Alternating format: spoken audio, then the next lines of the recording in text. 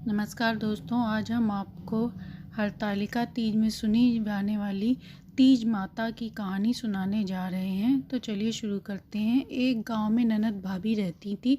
भाभी पूजा पाठ किया करती थी, धार्मिक प्रवृत्ति की थी, पर नंद का मन पूजा पाठ में नहीं लगता था।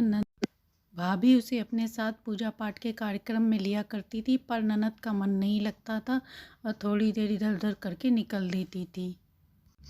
कुछ समय बाद नंद की शादी हो गई और वह अपने घर चली गई। भाभी तीज माता के नाम पर सुहाग की पिटारी दान किया करती थी। जब तीज का व्रत आया तो भाभी ने अपनी नंद को अपने घर बुलाया। नंद आई पर पूजा में बैठी ही नहीं, उसका मन पूजा में लगा ही नहीं। भाभी ने कथा पूजन किया, वह तीज की पिटारी दान किया। पूजा होने के बाद नंद अपने घर चली गई। उसके हाथ में ना तो चूड़ी रुकती, ना बिंदी माथे पे। श्रृंगार करती तो सारा श्रृंगार छूट जाता। वह इन बातों से चिंतित हुई और उसने अपनी सारी सास को बताई तो सास बहुत चिंतित हुई और उसने सोचा कि मैं अपने गुरु से इसका उपाय पूछती हूँ। अगले दिन सास गुरुजी से मिलने गई। उन्होंने गुरु को बताया, सारी बात बताई कि मेरी बहू के हाथ में कुछ भी नहीं रुकता है। तो गुरु ने कहा, आपकी बहू का विधवा होने का योग बन रहा है, इसलिए ऐसा हो रहा है। सास ने इसका उपाय पूछा तो गुरु ने बताया कि अमर सुहाग का वरदान माता पार्वती ही देती हैं।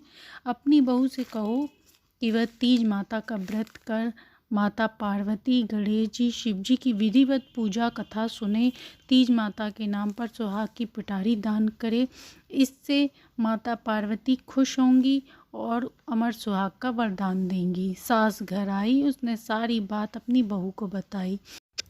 उसे एहसास हुआ कि भाभी उसे हमेशा पूजा पाठ करने को कहती थी, पर वह हमेशा मना कर दिया करती थी। उसने भगवान वह माता से माफ़ी मांगी। फिर वह तीज माता के त्यौहार पर मायके गई, वहाँ पूजन किया, व्रत कथा सुनी। फिर उसने सुहाग की पिटारी सुहागिन स्त्रियों को दान दी। अब वह श्रृंगार करती तो ना चूड़ी टूटती, ना बिंदी गिरती। व्रत के प्रभाव से उसके घर में सुख सौभाग्य की वृद्धि हो गई। हे तीज माता, जैसे आपने उस पर कृपा करी, ऐसे ही अपना व्रत करने वाले सब पे कृपा करें। जो ये कथा सुने सुनाए उसके घर में सुख शांति और उसके अमर सुहाग का वरदान दें।